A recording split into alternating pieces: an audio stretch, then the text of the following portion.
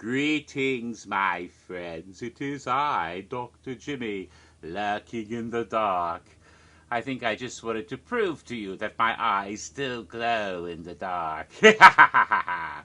Because once I turn the lamp on,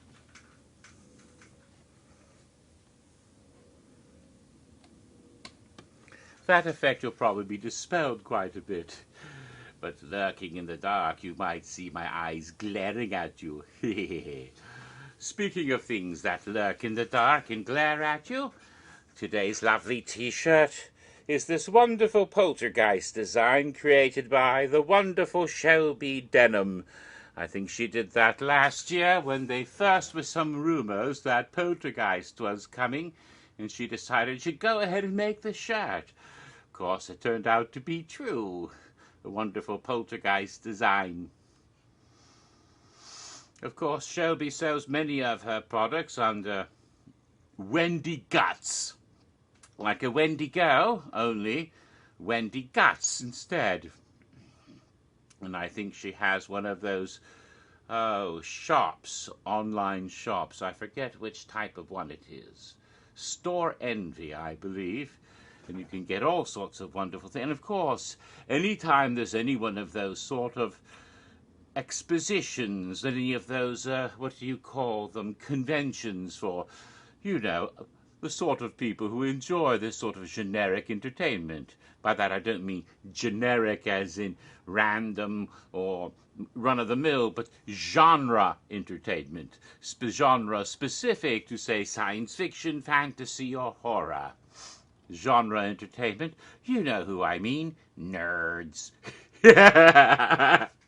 Like you and I, of course. I'm not going to be like little Erica and pretend I'm not a nerd when God knows I am.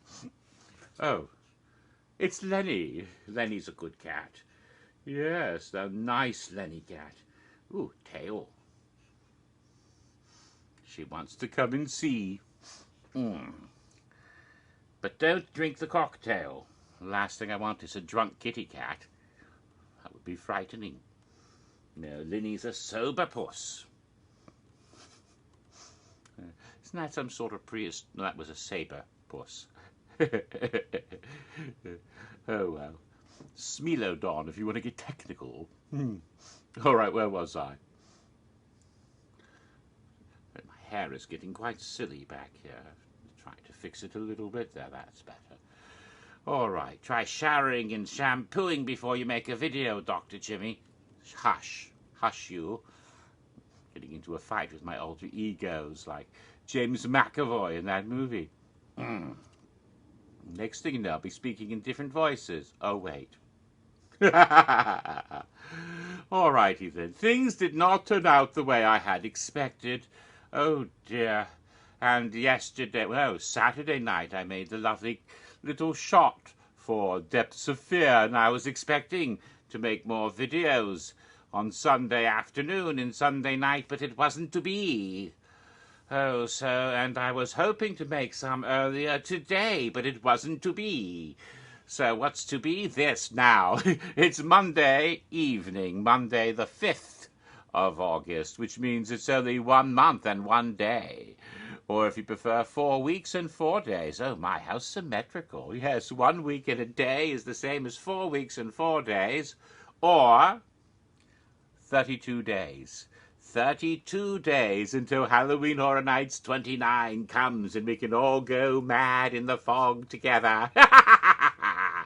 Oh, I can't wait. And tonight I shall be making what I think is my 5th. Yes, that's right. There was Stranger Things, and then there was Blood Pit, and then there was Universal Monsters and Depths of Fear. Yes, my 5th house cocktail for Halloween Horror Nights 29. And the 5th announced house was, of course, the House of the Great White North. Take off, eh? Yes, that is Yeti, terror of the Yukon. Brrr, cold and frozen, big, hairy, apish creature. The great Sasquatch or whatever. And I had to come up with a good cocktail for that. I thought maybe something with beef jerky, you know, for messing with Sasquatch. But no, I don't want to piss him off. Yes. He's not always as nice as he is on Harry and the Hendersons. Sometimes he's a bit put out. Well, what's that recent animated cartoon program, a movie that was Missing Link or something? From Leica Entertainment. I like Leica Entertainment. I like Coraline very much, and Paranorman was wonderful. Surprise gay character at the end of Paranorman. Who knew? I love that. Oh, that was a great movie. Go see it if you rent it or stream it or whatever you have to do. I highly recommend that one. But where was I? I think you're sitting right there, Dr. Jimmy. You're right. You're right. I am here. And it's going to be the cocktail for Yeti, Terror of the Yukon. So I was thinking about different possibilities and decided that I will accentuate the whole idea of something that evokes the Great White North. Something, well, Canadian. So, the most Canadian cocktail I could think of is also quite visually striking for such a gory house, and we've been told the snow will turn red.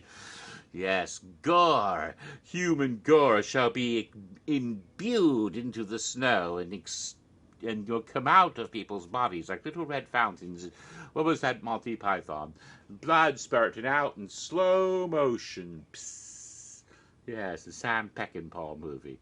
Yes, all the blood spurting out in slow motion. All that lovely, lovely red fluid. What did Alex DeLarge call that? He had a word for it. Oh well, I don't remember. I don't remember my NADSAT very much anymore. I have to go back and read the book over again or watch the Stanley Kubrick movie, which is always quite fun.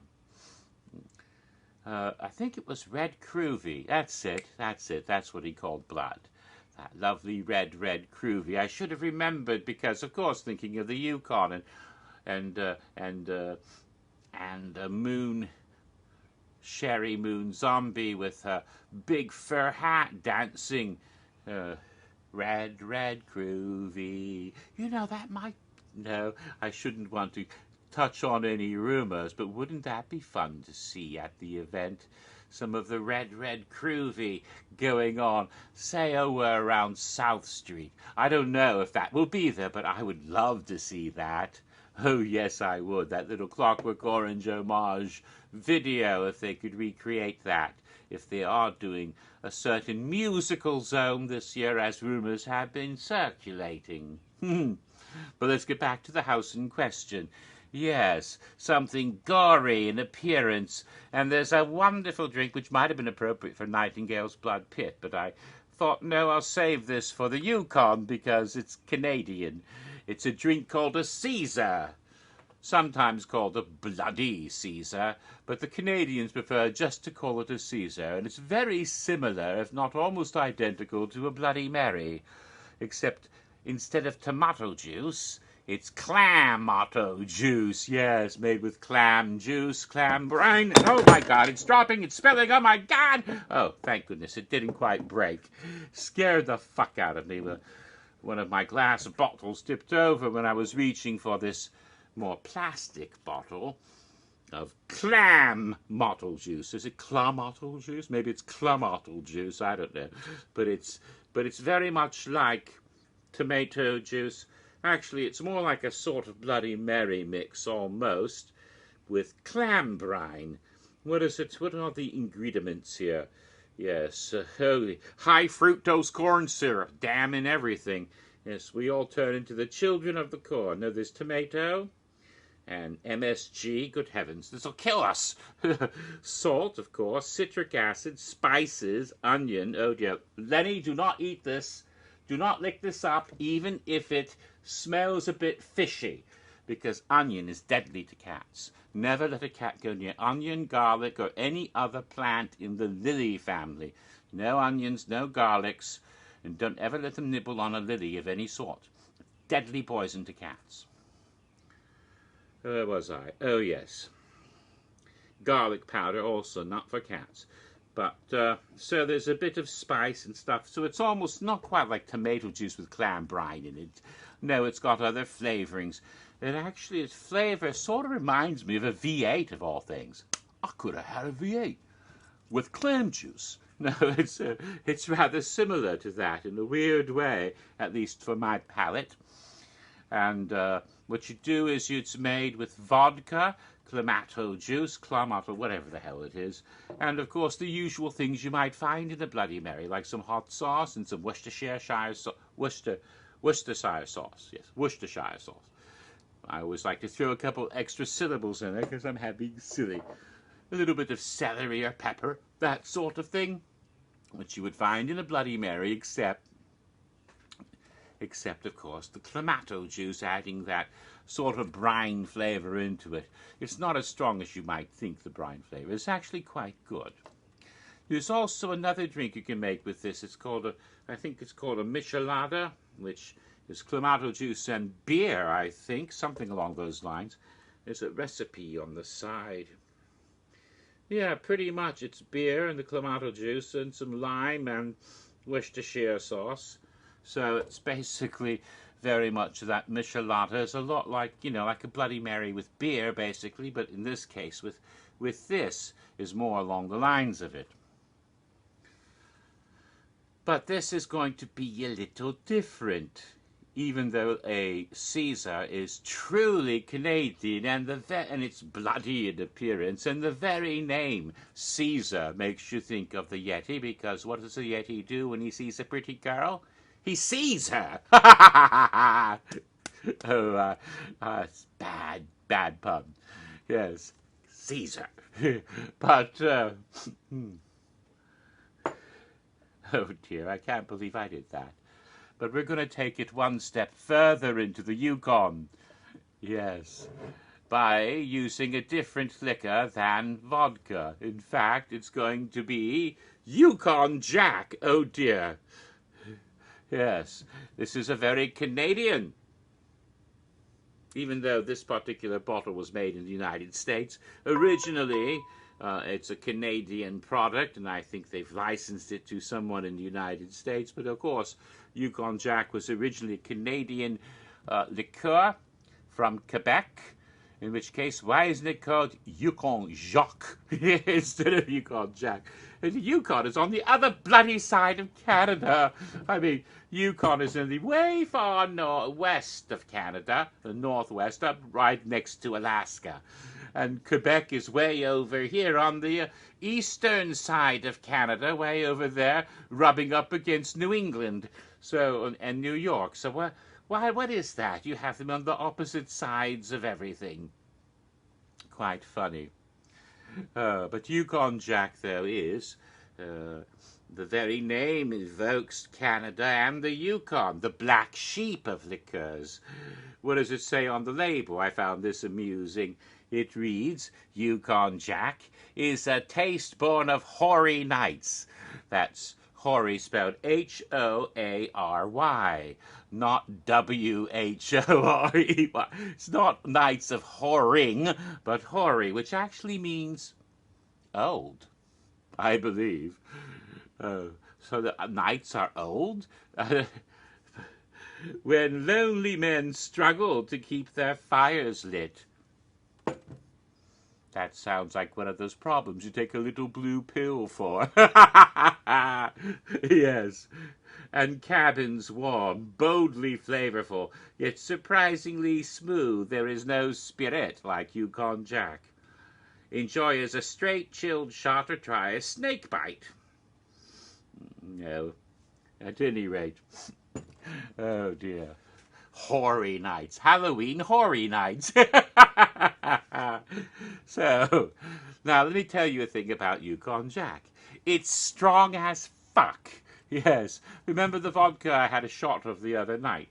That lovely vodka was very good and very strong. It is what is called 80 proof, which means it's 40% alcohol. Yukon Jack is 100 proof. That doesn't mean it's 100% alcohol. Then it wouldn't be a flavored liqueur. It would just be alcohol, which you could drink, but it would probably not very good for you. No, this is 100 proof, which means it's 50% alcohol. That means half of this crap is just alcohol. It's very strong. Kitty is bopping me and rubbing her head against me. Oh, what a nice pussycat. She wants attention. I'm spending too much time talking to you and not playing with the cat. Woo, woo, woo, woo, woo, woo. If she could get her up in the camera. She's a kissy cat. She comes right up and kisses you right on the mouth. Like, it's a little bit creepy to some people, but she's affectionate. She comes right up. And actually, I think she's trying to smell what I might have had to eat. She doesn't really, kiss. She just puts her nose up to your face. It's like, oh, what have you been into? Oh, you had chicken for dinner. Fish. Oh, yummy. Oh, she's a good cat. A good cat and a pretty cat. Yes, you are. Nice, Lenny. Yes, good kitty. All right, now where was I? Oh, dear. No tongues. No, that's gross. I was talking about the Yukon Jack for those lonely nights when the Yeti start looking good. So, yes, and have a little bit of this and anything will look good. That bare rug on the floor. Ooh, that might be your date. Oh, dear. So, let's see, especially on those cold, frozen, lonely nights in the Yukon when there's, like, one woman for every 500 men. Now, and that would be a radius of several thousand miles. Well, not thousand, but a long, big radius because there are very few people. There's lots of trees and bears and kangaroos. Kangaroos? Wrong continent. All right. So I got myself a lovely glass with ice, and we'll start this along the lines of a wipe off the condensation, along the lines of a Bloody Mary, and open this thing. It is a liqueur made from whiskey and honey, and it is sweet as all get out. So I'm not going to put that big, tall metal shot, but an ordinary size shot glass, and maybe not fill it all the way up. A little bit will go a long way, because it is very, very sweet and very strong alcohol. And then I put it into this glass carefully. Oh my goodness, I got it all in without spilling any of it. Excellent. Oh, they'll still wipe things because of so this is just there on the bottom. And we want to be careful with that. Now, if you prefer a very strong cocktail that's much more potent, you might put more in. If you like sweet in your cocktail, you might put more in to offset the other flavors. It would be a bit more savory. It's not going to be like a real Caesar, because, of course, the neutral vodka doesn't have much flavor unless you put in bacon vodka or pepper vodka, and some do. Now, the next thing, I put in the other sleeve. Usually when I do a Mary type drink like this, I put in the seasonings first, and cap it off with the tomato, in this case clamato. So I'm going to put in some hot sauce, and it comes from the wrong border. This comes from Mexico. It is Cholula, one of my favorites. Oh, very little left of that. I could get into political things about borders. I just think it's odd that he wants to build a wall all along the southern border. There's another border. There's a border up north between the United States and Canada. And it's much more porous. It's hardly guarded at all. I remember growing up in North Dakota. You could walk into Canada by mistake very easily if just walking around in a field somewhere. Next thing you know, oh my God, I'm in what was that territory? Saskatchewan or something? No, it wasn't Saskatchewan. Where is Winnipeg? It might be Saskatchewan. It's not Alberta. It's one of those. Where's Calgary? I don't remember. But you could walk right into Canada very easily without even thinking about it. And there's no border guard to come here and check your ID. And it's easy to get into Canada from other countries. And that's where a lot of people might sneak into the country from other places. So It's not patrolled hardly at all. So why are we making such a fuss on the southern border? Is it because the people who might cross there are more likely to have brown skin and not speak English, and the ones coming from the other side might be more likely to have white skin and speak English? Just wondering. And the bad people who come from the north as easily as from the south, if you want to go there. In fact, a whole lot of mafiosos came through that way. You know, there was a derogatory term for Italian Americans back in the 50s and 60s when a lot of Sicilians and others were trying to get into the country and were looked at dubiously because of connections to crime families. They didn't come in through Ellis Island through legal means. They snuck through Canada.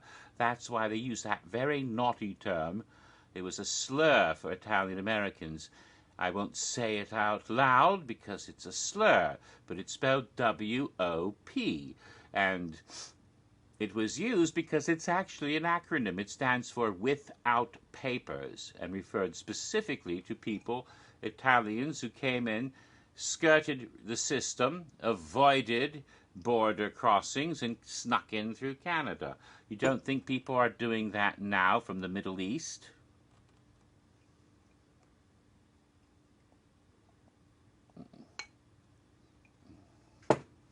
A little bit of the hot sauce added in. I'll give it a stir. So that's my political message. So a little south of the border for a drink that comes from north of the border.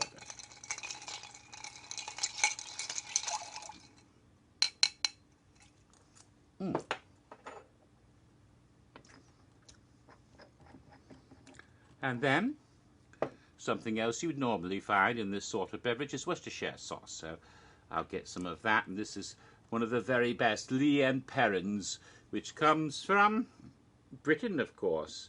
Where in Britain specifically? I think I used to know where it was. Oh, I don't know. Actually, it's licensed from the original Lee and Perrins Worcestershire sauce in Worcestershire, of course. Of course it would come from Worcestershire. Yes, but made in the United States through the licensure, unfortunately, in Pittsburgh. There's nothing sacred! But at any rate, put a little bit of that. But the original recipe, which included anchovies, so it's a little fishy too, although you really can't taste it. And then stir that a bit.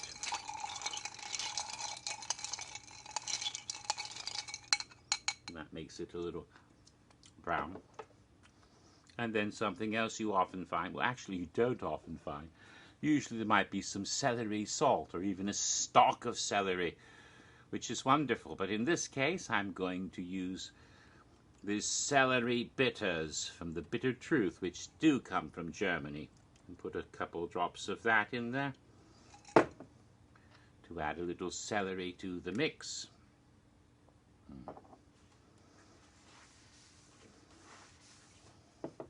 Unless that's been corrupted too.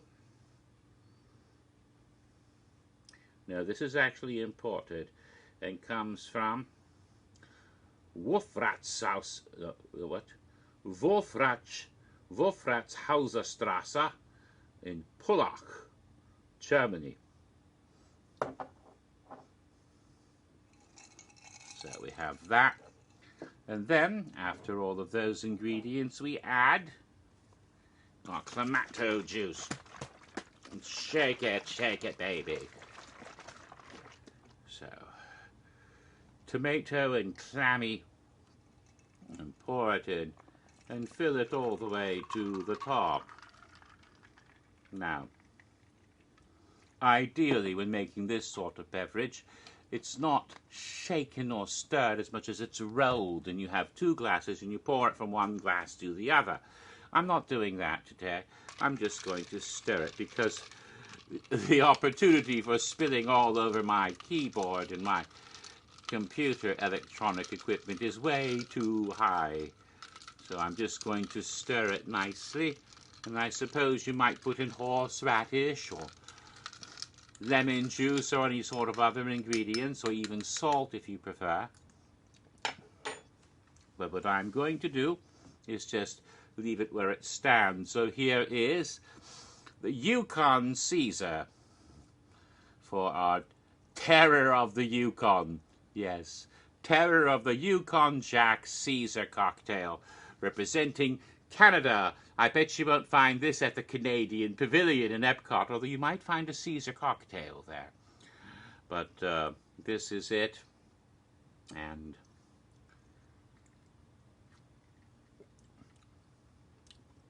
I'm surprised. I had a terrible feeling that this stuff mixed with the other stuff might end up, well, abominable. As appropriate as that might be, it isn't. It's not abominable at all.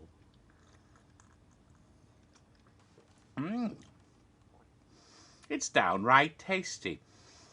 It's just sweet enough, and the other flavors offset it.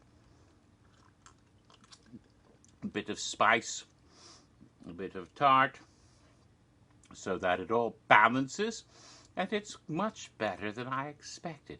It's like a good Mary, but a little bit, well, wild. I mean, you know you're not drinking a standard Bloody Mary, but there's something just a little bit dangerous, a little sense of, I don't know, sharp fangs and hairy fur. It'll put hair on your chest, eh? Yes. Very good, I like it. So, this is my Yeti Terror of the Yukon cocktail. And you know, if you do get one of those beef jerky, that might make a good garnish, the ones from the commercial of messing with Sasquatch. I heard a rumor that this was the haunted house that had the code name Jerky, which is referencing that very commercial, which I think is quite funny.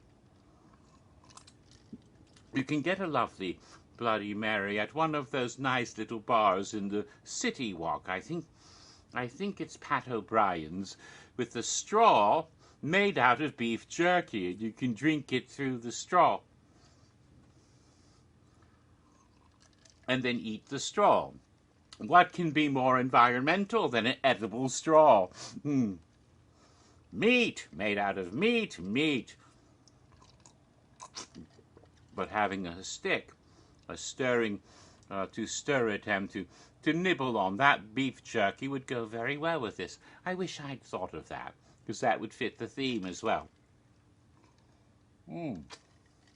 That's quite nice. All right then. Now, I have a date with a slasher movie from the 80s that I'm going to be streaming at Amazon Prime tonight.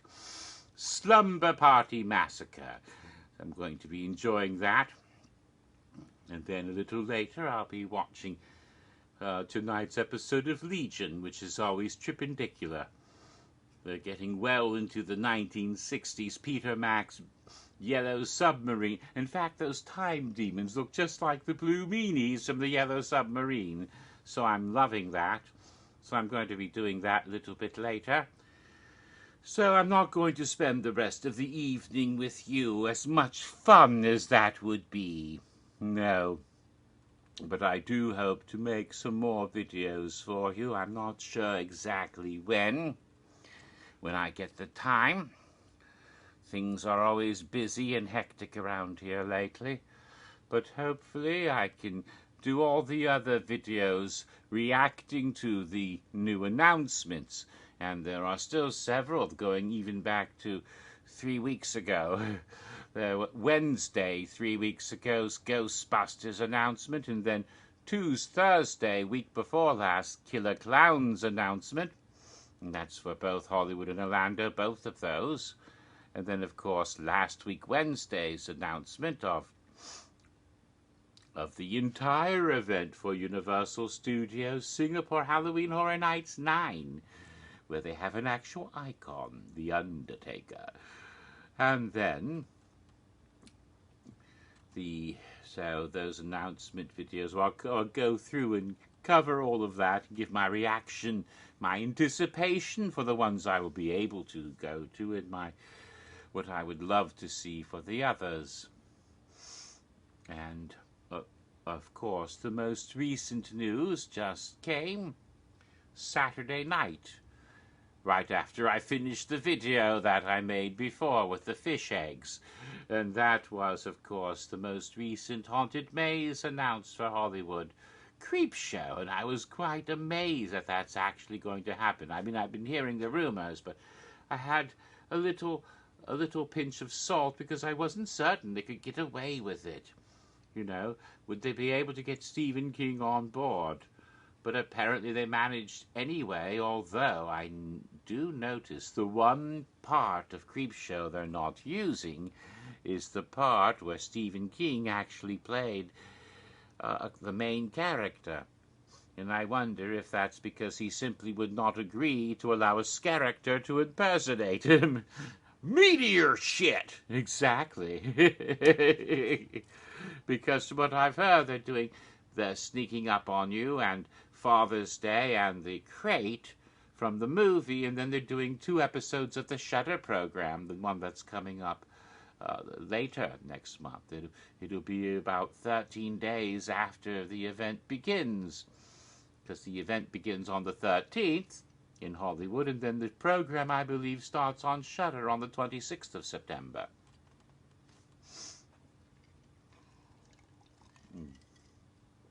Oh. Now I'm getting the sweet more from the Yukon. Maybe it's sunk to the bottom or something. And a little note of salt I didn't have before. Isn't that funny?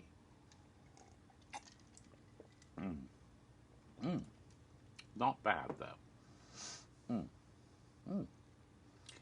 But getting back to it, so I was a bit surprised by that, but I'll cover more of that whenever I get to that video. And, of course, at some point, to resume my history of Halloween Horror Nights 25. And hopefully finally finish talking about the scare zones and shows and legendary truth that happened in 2015.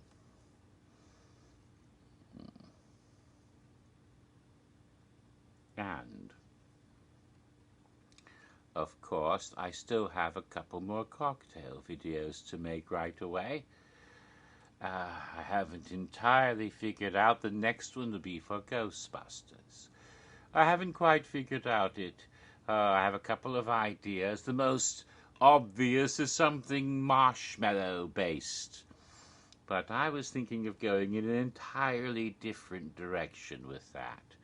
And we'll see how that works out. So with that in mind, I don't know exactly when that will be done.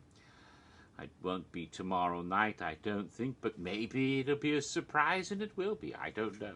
So I'm not making any promises when any of the videos happen. And of course, you never know when I'll have to make even more. Because we could have announcements at any moment. Indeed. It's already August. Tomorrow is 1 month away from the event. Tomorrow is the month. It's the 6th of August tomorrow. So very soon. Very soon. So they have to announce everything before September 6th, obviously. Well, before September 1st, I would hope, in the next 2 or 3 weeks, and not wait till the very end of August. I would expect very, very soon we will find out. How soon? I don't know. Maybe tomorrow, maybe Wednesday, maybe tonight. You never know. So, with that being said, I shall depart from you before I get too long. As usual, if you are over 21, enjoy my cocktails, but drink responsibly. Don't go petting Yetis whilst inebriated. You might rub them the wrong way and then they'll eviscerate you. And if you are under 21, only drink a Virgin Caesar with no Jack in it, or vodka or anything else. Not even the celery bitters, because they have alcohol too. Just the clamato juice and the seasonings. That's all you get to drink. Or just straight clam juice. I don't know. Yeah.